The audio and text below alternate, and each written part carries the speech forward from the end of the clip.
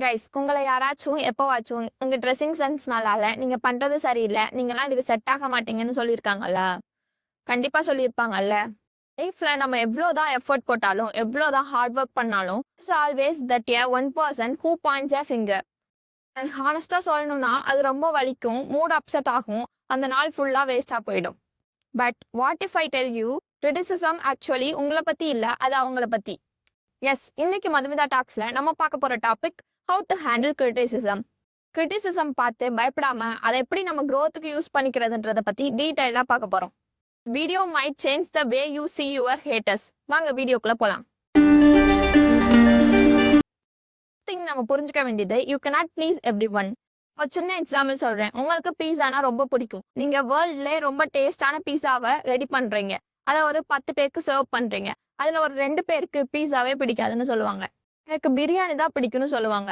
அப்போ நீங்க பண்ண பீஸால குறை இருக்கா? இல்ல, அது அவங்களோட டேஸ்ட், அது அவங்களோட ப்ரிஃபரன்ஸ். புக்ல ஒரு அழகான லைன்ஸ் போட்டிருக்கு. Even if you try to remain in the background, you must make decisions.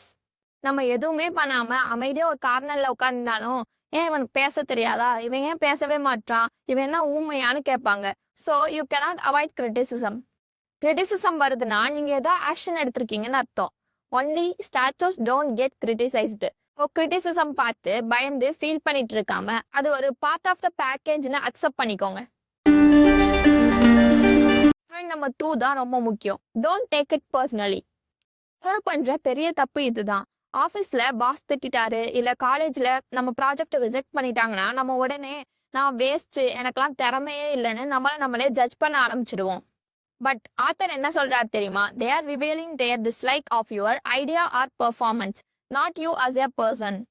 எக்ஸாம்பிளுக்கு, நீங்க ஒரு பெயிண்டிங் பண்றீங்க, அதை ஒருத்தருக்கு பிடிக்கலன்னா அவருக்கு உங்களோட பெயிண்டிங் பிடிக்கலன்னு அர்த்தம், உங்களை பிடிக்கலன்னு அர்த்தம் இல்ல. Imagine you are a postman. நீங்க ஒரு லெட்டர் கொண்டு போறீங்க.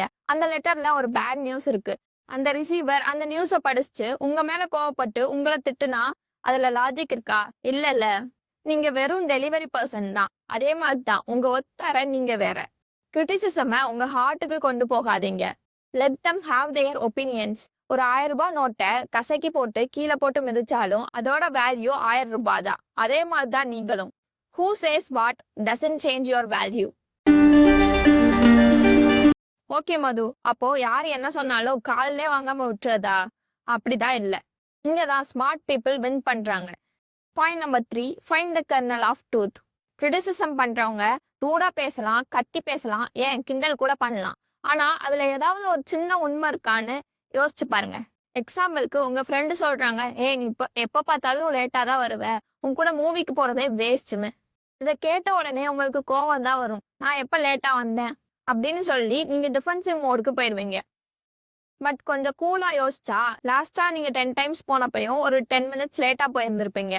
ஸோ அவங்க சொன்ன டோன் தப்பா இருக்கலாம், பட் டேட்டா கொஞ்சம் கரெக்டா கூட இருக்கலாம். ஆத்தர் சொல்றாரு, it is your job to find out the kernel of truth and benefit from it. கிரிட்டிசிசம்ல இருக்க எமோஷனை டெலிட் பண்ணிடுங்க, இன்ஃபர்மேஷனை டவுன்லோட் பண்ணிடுங்க. அதை யூஸ் பண்ணி நெக்ஸ்ட் டைம் இந்த தப்பை பண்ணாம பார்த்துக்கோங்க. இதுதான் growth mind set. Sometimes criticism ரொம்ப மோசமா நம்மளை ஹர்ட் பண்ற விதமா இருக்கலாம்.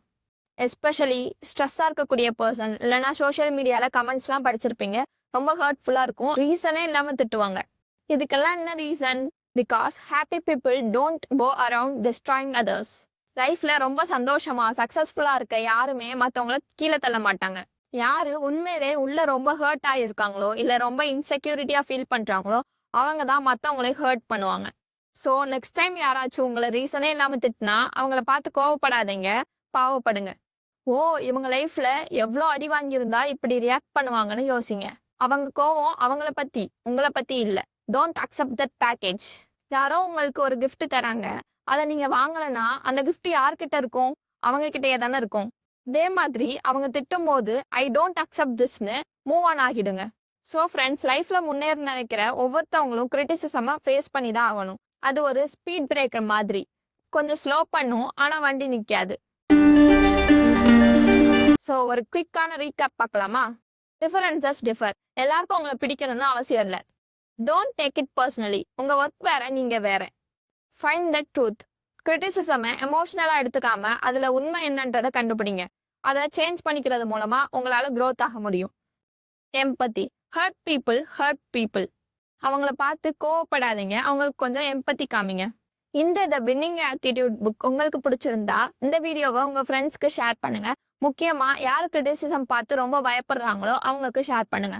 உங்க லைஃப்ல நீங்க ஃபேஸ் பண்ண கிரிட்டிசிசம் என்ன, அதை நீங்க எப்படி ஹேண்டில் பண்ணீங்கன்றத கமெண்ட் செக்ஷன்ல சொல்லுங்க, நான் படிக்கிறேன். நெக்ஸ்ட் வீடியோல இன்னொரு சூப்பரான டாபிக்கோட உங்களை மீட் பண்றேன். Until then be bold, be happy, by.